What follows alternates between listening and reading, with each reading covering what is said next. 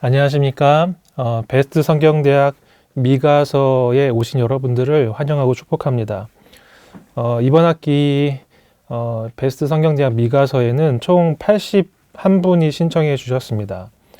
한 분 한 분 얼굴을 뵙지는 못하지만 이 자리를 빌어서 다시 한번 감사와 또 환영의 인사를 또 드리고 앞으로 오늘을 포함해서 제가 4주 동안 성실히 여러분들과 함께 미가서를 잘 준비해서 또 강의할 수 있도록 노력해 보겠습니다. 먼저 오늘 강의를 시작하기에 앞서서 우리가 같이 기도하고 오늘 강의를 시작하겠습니다. 기도하겠습니다. 하나님 감사합니다. 오늘 이렇게 우리가 미가서 강의를 통해서 또 비록 얼굴을 뵙지는 못하지만 우리 81분의 또 성도님들을 만나게 하시고 함께 귀한 말씀을 나누게 하심을 감사합니다. 하나님 이번 베스트 성경대학을 통해서 우리가 성경을 더 깊이 알고자 하는 마음을 우리에게 허락하여 주시고 또 성경을 보는 눈과 또 성경을 보는 관점이 더 깊어져 갈 수 있도록 주여 인도하여 주시옵소서. 주여 말씀이 육신이 되어 이 땅에 오셨듯 주여 그 말씀이 우리의 삶으로 깊이 녹아들고 체화되는 그런 은혜가 이 시간을 통해 온전히 이루어지게 하여 주시고 또 주님 강의를 진행하는 김용훈 목사에게도 지혜와 능력을 주시고 이 자리에 함께하는 우리 모든 성도님들에게도 동일한 은혜와 또 동일한 하나님의 마음이 또 임하여질 수 있도록 주여 인도하여 주시옵소서. 감사드리며 예수님의 이름으로 기도드립니다. 아멘. 네, 오늘부터 이제 저희는 4주 동안 같이 또 미가서 말씀을 살펴볼 텐데요. 이 시간을 통해서 여러분들에게 참 귀한 은혜의 시간이 되기를 간절히 주 예수님의 이름으로 축복하고 소망합니다. 오늘 이제 강의를 좀 시작하기에 앞서서 저에 대해서 간단히 여러분들에게 좀 소개하고 이렇게 강의를 진행하려고 합니다. 많은 분들이 아직은 제가 좀 생소할 거라고 생각이 들어요. 사실 저는 작년 11월 말에 저희 대구 동신교회에 부임했습니다. 그래서 지금 약 3개월 정도가 조금 지났기 때문에 아직 따끈따끈한 신상입니다. 저는 대구가 고향은 아니지만 2016년에 대구에 내려왔습니다. 그래서 지금 이제 횟수로는 7년째 대구에 살고 있고요. 대구 아가씨를 서울에서 만났어요. 그래서 결혼하면서 이제 대구에 제가 내려왔고 결혼한 지는 벌써 이제 5년이 되었습니다. 저는 이제 30개월 된 아직 한국 나이로는 4살이지만 아직 새돌이 되지 않은 저희 딸 나이가 하나 있고요. 예, 그래서 저희 가족 사진이 이제 많지는 않은데 저희 집사람 하고 저희 아이 사진이고요. 예, 뭐 이렇게 이제 저희 딸 아이가 있습니다.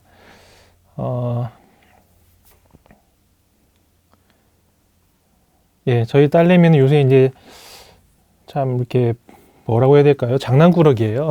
그래서 집에서 이제 이런 장난도 치고요.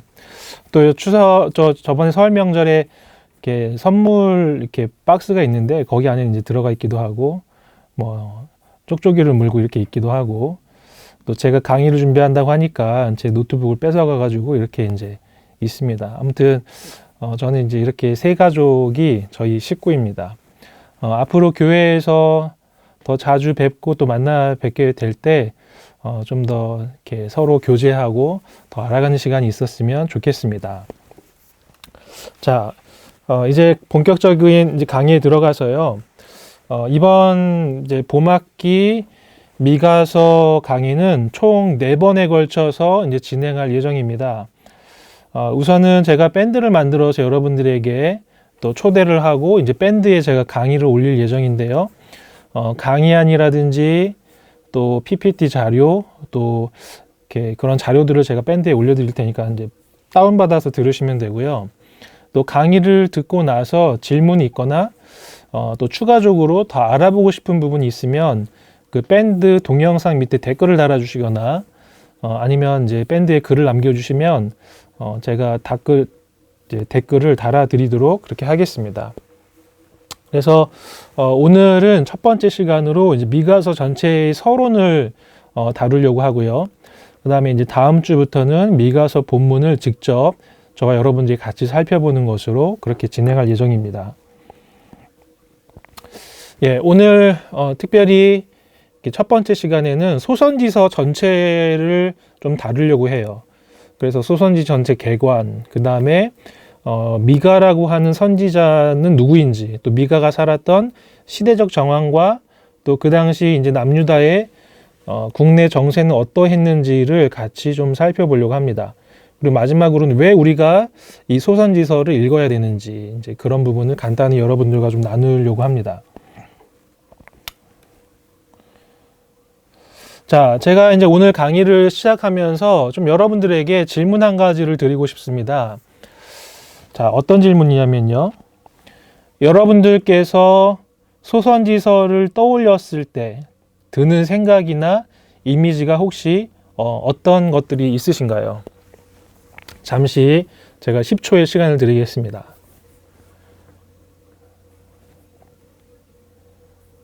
자, 7, 8, 9, 10. 예, 어떤 생각들이 드셨죠? 예, 제가 몇 가지를 한번 생각해 봤습니다. 아마 첫 번째, 소선지서가 어렵다라는 생각이 드셨을 수도 있을 것 같고요. 두 번째, 내용을 잘 모른다.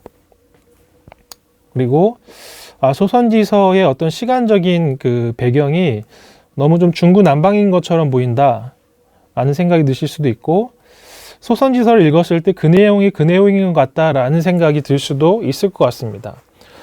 이 생각들을 한 가지로 요약을 해보자면 소선지서가 어렵다, 잘 모르겠다라고 요약할 수 있지 않을까 하는 생각이 들었어요. 사실 한국 교회에서 이 소선지서를 잘 다루지 않는 그런 경향이 있습니다. 여러분 혹시 소선지서에 대해서 설교를 많이 들어보신 적이 있나요? 예. 우리가 오늘부터 다룰 미가는 그나마 이렇게 좀 몇 번의 설교를 통해 들어보셨을 수도 있는데, 예를 들면 여러분 나훔이라든지 또 오바댜라든지 이런 소선지서를 가지고 설교를 들어보신 적이 있습니까? 예, 아마 많은 목회자들이 소선지서를 다루어도 그나마 좀 쉬운 요나서라든지 또 말라기에서도 11조와 관련된 그런 본문들 정도는 설교로 이제 다루긴 합니다. 그렇지만 전체적으로 소선지서를 많이 다루지는 않는 것 같아요. 그러다 보니까 소선지서에 대해서도 잘 모르고 또 성경 통독을 하면서도 읽다 보면 소선지서는 이렇게 좀 금방 넘어가게 되죠. 뭐 이사야라든지 예레미야라든지 에스겔 같은 경우는 스토리도 있고 또 여러 이제 메시지들이 있지만, 소선지서는 분량도 짧은 데다가 계속 심판, 회복, 심판, 회복, 심판, 회복 이렇게 반복이 되다 보니까 왜 심판을 받는지, 어떤 배경인지 이제 이런 부분들을 그냥 넘어가게 됩니다. 그래서 사실 저도 목사이지만 일단 이제 선지서 자체가 성경 많은 본문들 중에서 선지서가 제일 좀 낯선 편이고요. 그 중에서도 소선지서가 사실 저에게도 낯설어요. 특별히 새벽 예배 때 선지서가 걸리면 참 되게 곤란하죠. 매일 아침마다 이제 회개를 선포해야 되는데 어제도 회개, 오늘도 회개, 내일도 회개, 참 곤란한 순간들이 참 많이 있습니다. 그러나 제가 이번에 이 소선지서 강의를 준비하면서 다시 이제 소선지서를 쭉 찬찬히 읽어보고 정리를 해봤는데요. 그러면서 이제 깨닫게 된 사실은 이 소선지서가 성경 안에서 감추어진 보화와 같은 본문들이다. 왜냐하면 무엇보다도 이 소선지서에는 하나님의 마음이 담겨 있습니다. 우리를 향한, 또 이 땅을 살아가는 성도들을 향한 그 하나님의 마음이 무엇인가, 그것이 이 소선지서에 다루어져 있고요. 또 우리가 하나님 앞에서 어떻게 살아야 할 것인가, 그런 내용들이 또 다루어져 있습니다. 모든 성경이 우리 자신을 비추는 그런 이제 거울이지만, 특별히 저는 이제 이 소선지서가 성경 안에서의 그 진리의 거울과 같구나 하는 그런 생각이 들었어요. 그래서 앞으로 더 많이 소선지서가 읽혀야 되겠고 더 많이 묵상해야 되겠다는 그런 마음이 들었습니다. 자, 여러분, 그런데 이러한 이제 소선지서가 다른 많은 성경들처럼 그냥 진공의 상태에서 나온 메시지가 아니라는 것이죠. 그 당시의 역사적인 정황 속에서 그 시대를 살아가는 사람들에게 하나님께서 주신 말씀이기 때문에 우리가 이 소선지서의 메시지를 잘 이해하기 위해서는 이 소선지서의 배경이 되는 역사와 시대상과 또 이렇게 사람들의 모습에 대해서 잘 이해해야 될 필요가 있어요. 그래서 오늘은 그 첫 시간으로 이 소선지서에 대한 기초공사에 해당하는 전체 배경과 이렇게 서론에 대해서 여러분들에게 제가 말씀을 드리고 싶습니다. 자, 일단 여러분 이제 소선지서는 지금 이제 PPT에 나와 있는 것처럼요. 구약 성경의 제일 마지막에 있는 이 12개의 이렇게 선지서이죠. 호세아부터 말라기까지를 포함하고 있습니다. 구약을 보면 이렇게 5, 5, 5, 12, 12 이렇게 이제 이런 구조로 되어 있죠. 그래서 구약 39권이 바로 전체 이제 구약 성경입니다. 자, 그런데 여러분 여기에서 왜 이 12개의 선지서를 소선지서라고 할까요? 왜 12개를 소선지서라고 할까요? 우리가 먼저 쉽게 생각하기에는 분량 때문에 소선지서다, 작은 선지서다라고 그렇게 생각을 할 수 있습니다. 이사야부터 이 다니엘까지는요, 분량이 굉장히 많아요. 예를 들면 이사야 같은 경우는 66권까지 있고요. 그리고 예레미야 같은 경우는 51권까지 있고요. 그 다음에 에스겔 같은 경우는 48장까지가 이제 담겨져 있습니다. 자, 그런데 이제 분량으로 대선지서, 소선지서를 나눴을 때 이 다니엘이 조금 약간 애매해요. 왜냐하면 다니엘서가 전체 이제 12장이거든요. 12장인데 호세아 같은 경우도 사실은 14장이에요. 그리고 스가랴 같은 경우도 사실은 장수로 보면 14장인 것이죠. 그래서 분량으로 대선지서, 소선지서를 나누기에는 또 좀 애매한 부분이 있다. 근데 이제 어떤 사람은 또 이렇게도 얘기합니다. 대선지서는 더 유명한 사람들이 썼기 때문이다. 그 시대에 더 주도적인 역할을 했고 그 선지자들의 출신도 왕족이나 제사장 가문이거나 또 귀족들이었기 때문일 것이다. 예를 들면 이사야 같은 경우도 왕족이었죠. 그다음 예레미야나 에스겔은 제사장 가문 출신이었습니다. 또 다니엘도 포로로 끌려갔지만 귀족 가문의 출신이었어요. 반면에 이 소선지서를 쓴 이제 선지자들은 이들의 배경이나 출신에 대해서 잘 알려지지 않고요.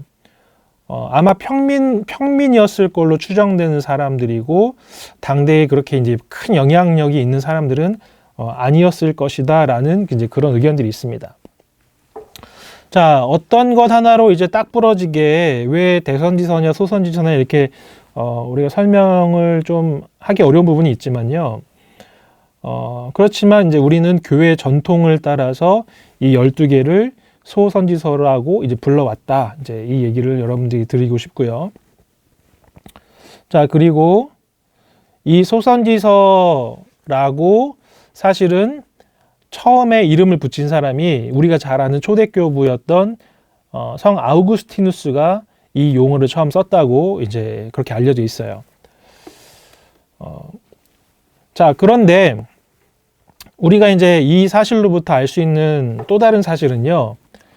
사실 초대교회 때부터 이 12권의 성경을 한 묶음으로 인식했다는 것입니다. 그래서 아우구스티누스가 소선지서란 용어를 썼지만 사실 초대교회 때부터 이 12권을 한 묶음으로 이제 인식했다는 것이죠.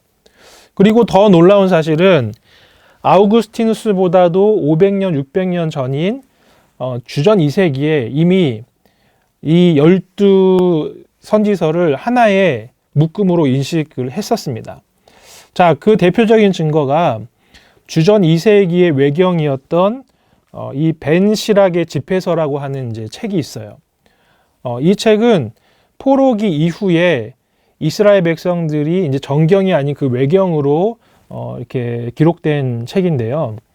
이 벤 시락 집회서 49장 11절을 보면 이런 구절이 있습니다. 그 밖에 12 예언자들이 있었으니 그들의 뼈가 무덤 속에 다시 꽃 피어나기를, 그래서 그들은 야곱의 백성을 위로하고 또 굳은 희망으로 그들을 구원하였다. 그러니까 이미 주전 2세기에 이 12 예언자가 쓴 책을 하나의 묶음으로 그들은 이제 이미 유대인들은 그렇게 보고 있었고요. 이 12권의 책의 주제가 무엇이냐?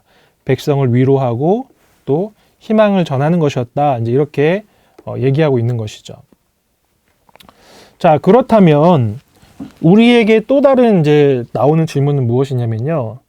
이 12권의 책을 하나로 묶었다면 왜 이런 순서로 12권을 배치했냐라는 것이죠. 자, 여기에 대해서도 이제 첫 번째 견해는 뭐냐면요. 대체로 시간적 순서를 따라서 기록했을 것이다. 시간적 순서를 따라서. 자, 여기 이제 제일 처음에 있는 이 호세아서가요. 주전 8세기에 이제 기록된 책입니다. 그리고 학개와 스가랴, 이 말라기는 포로 이후죠. 포로에서 귀환한 이후고요. 이때가 대략 한 주전 5세기에서 이제 6세기 정도로 그렇게 알려져 있어요. 자, 그런데 이제 이 순서도 자세히 보면 꼭 시간적 순서로 기록된 것은 아닌 것처럼 보입니다. 왜냐하면요, 여기 이제 중간에 있는 요나서를 한번 보세요. 이 요나서는 호세아랑 같은 시기에 활동했던 선지자였습니다. 그리고 여기에 있는 이제 이 오바댜는 예루살렘이 멸망하던 시기에 활동했던 선지자였는데요. 그러니까 시간적 순서로 보면 요나가 오바댜보다 앞에 있어야 돼요. 그런데 지금 이 정경의 순서로 보면 이렇게 그렇게 되어 있지가 않죠. 그리고 이 요엘서도 사실은 이제 학자마다 의견이 분분하지만 포로 귀환 이후에 기록된 것으로 보통 이렇게 알려져 있는데요. 지금 요엘서가 굉장히 사실 앞에 위치한 거잖아요. 그래서 전체적으로는 시간적 순서를 따라서 기록된 것처럼 보이지만 또 자세히 들여다보면 꼭 그런 건 아닌 것 같다. 이렇게 이제 생각할 수가 있어요. 자, 또 어떤 학자는 이 12권이 책 끝 부분에 나타나는 낱말이나 어구가 다음 책에 다시 등장하는 방식으로 연결되어 있다라고 이제 이렇게 주장을 하기도 해요. 자, 예를 들면요. 자, 요엘서 3장 16절하고 요엘서하고 이제 아모스가 있는데요. 요엘서 3장 16절하고 그다음 아모스서 1장 2절이 이렇게 끝과 시작 부분인데요. 여기가 같은 낱말과 어구가 등장한다는 거예요. 그래서 여기는 지금 시온에서 부르짖고 시온에서 부르짖으시며로 사실은 두 책이 연결되어 있다. 또 하박국서, 자 여기 하박국서하고 스바냐가 보이죠? 예, 하박국서하고 여기 이제 스바냐가 보이는데요. 하박국서 2장 20절에는 잠잠할지어다. 그 다음에 이제 스바냐, 여기는 이제 스바냐입니다. 스바냐에서는 앞부분에 이제 잠잠할지어다로 서로 이 두 책이 연결되어 있다. 이렇게 이제 주장을 하는 것이죠. 자, 그런데 이제 이런 주장에 대해서도 좀 반론을 제시할 수가 있어요. 자, 예를 들면 아까 저희가 말했던 이 요엘은 에돔의 멸망에 대해서 이야기하는 책입니다. 그런데 에돔 자체의 멸망에 대해서 에돔에 대해서 또 언급하고 있는 책이 사실은 이 오바댜라는 책이에요. 그러니까 만약에 에돔이라는 주제로 연결된다면 여기에 아모스가 빠지고 대신에 요엘 다음에 바로 오바댜가 등장해야 되는 것이죠. 예. 그래서 이 낱말이나 어구로 12권이 배열됐다고 보기에는 조금 어렵다라는 그런 생각을 이제 할 수가 있습니다. 자, 그렇다면 과연 뭘까? 그래서 이제 많은 학자들이 연구를 했는데요. 1990년대 초반부터 등장한 이론 중에 하나는 이 소선지서가 단순히 짧은 책들을 모은 선집이 아니라 한 권의 통일된 책이다라는 이제 주장이 학자들의 연구를 통해서 밝혀지고 주장되기 시작했습니다. 그래서 이 주장에 따르면요, 이 12권을 모은 수집자들이 의도적으로 이 12권을 배열했다는 것입니다. 그래서 이 12권의 배열을 우리가 자세히 살펴보면 이 소선지서가 가지는 해석, 소선지서가 무엇을 말하고자 하는지에 대한 그 해석의 중요한 열쇠가 된다고 그렇게 이제 주장하는 것이죠. 자, 이것은 소선지서뿐만 아니라 이제 시편에 대해서도 마찬가지입니다.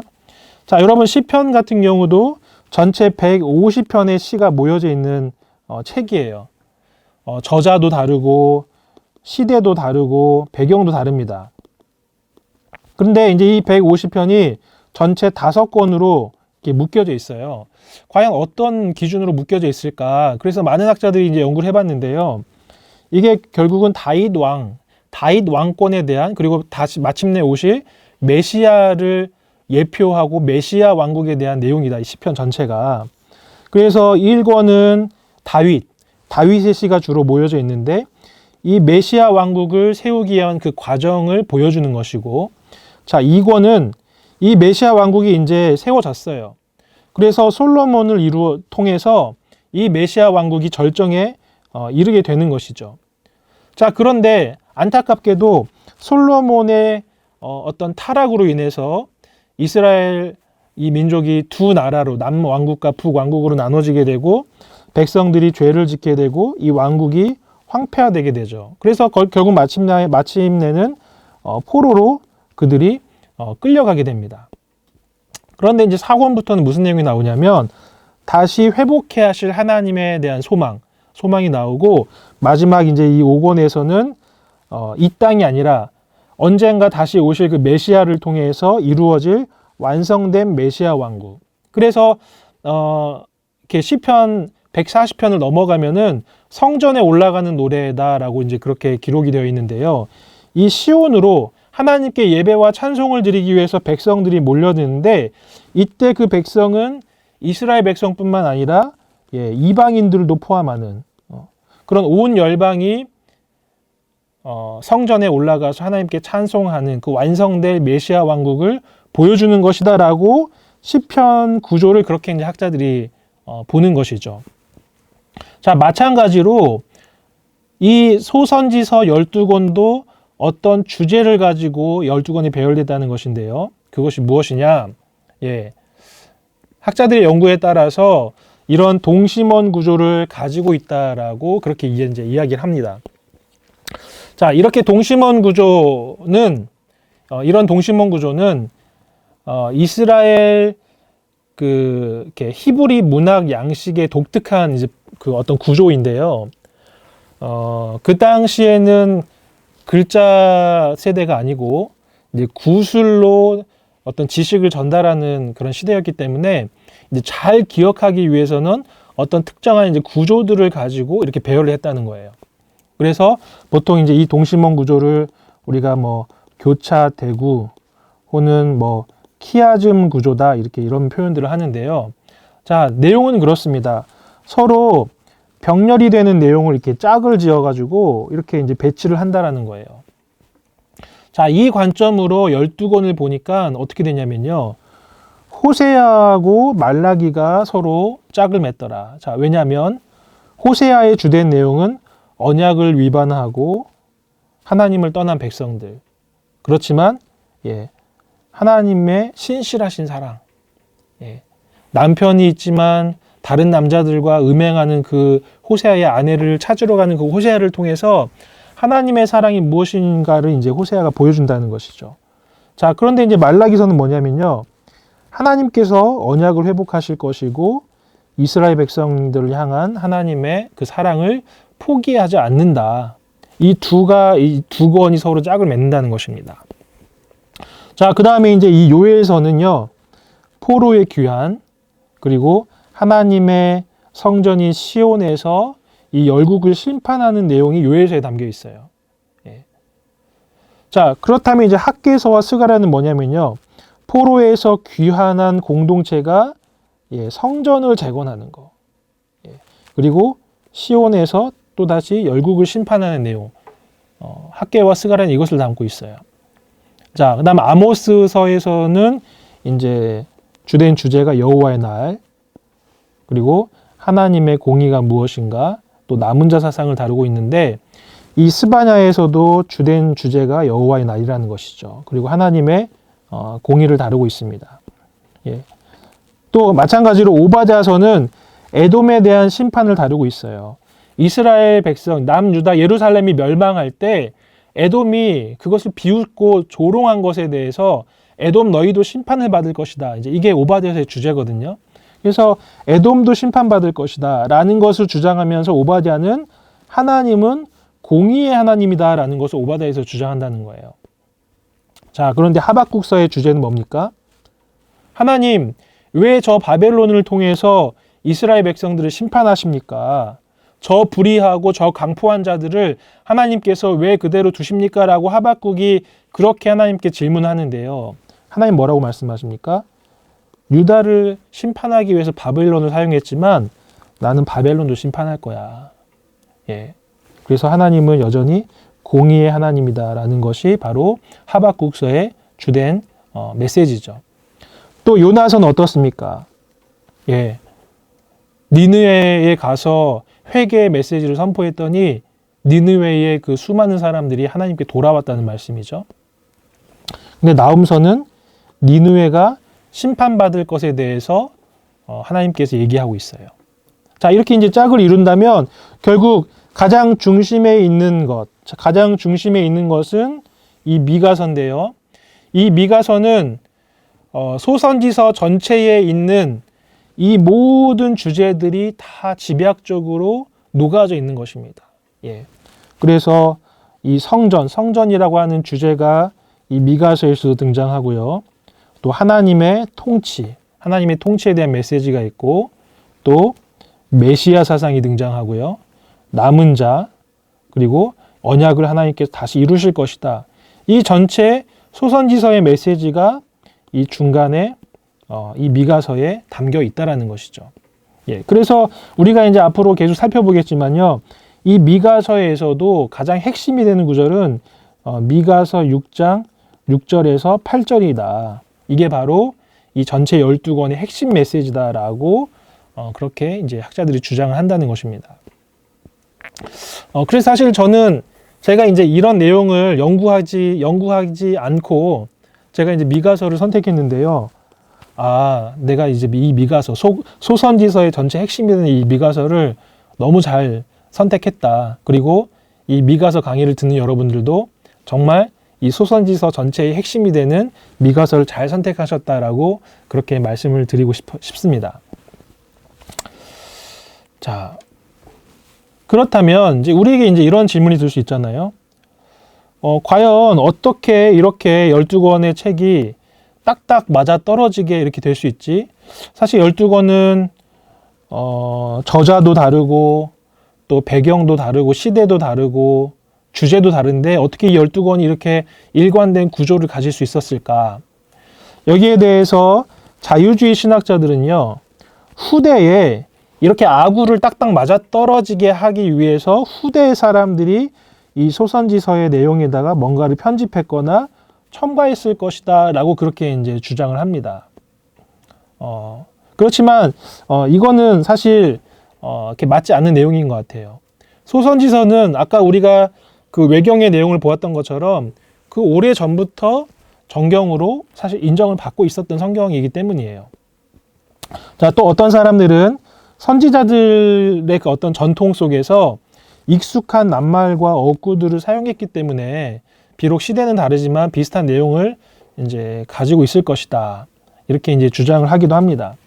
자, 그렇지만 여러분, 이 12권이 이렇게 정교한 주제와 구조를 가질 수 있는 것은 저는 결국 성령의 영감이라고 생각을 합니다. 자, 성령의 영감이라는 건 무엇입니까? 하나님께서 우리에게 성경 말씀을 주실 때에 성경 저자들에게 성령이 임하셔서 그 영감으로 하나님의 그 말씀을 성경 저자들이 기록했다는 것이죠. 예, 여기서 기계적인 영감이 아니라 유기적 영감이에요. 그러니까 성령께서 성경 저자들에게 임하셨지만 또 성경 저자들의 고유한 개성과 그들의 어떤 지적 수준이나 여러 가지 것들이 함께 협력해서 성경이 만들어졌다는 것인데요. 기록되었다는 것인데, 자, 그렇게 기록되었을 때도 성령의 영감이 있지만 이렇게 수집하고 배열하는 과정에서도 성령의 영감이 있었다. 성령의 일하심이 있었다는 것이죠. 그래서 여러분, 이 소선지서를 우리가 전체 구조를 보면서도 야, 이게 성경이 정말 권위 있는 책이구나. 우리가 그렇게 믿고 받아들일 수 있다는 것이에요.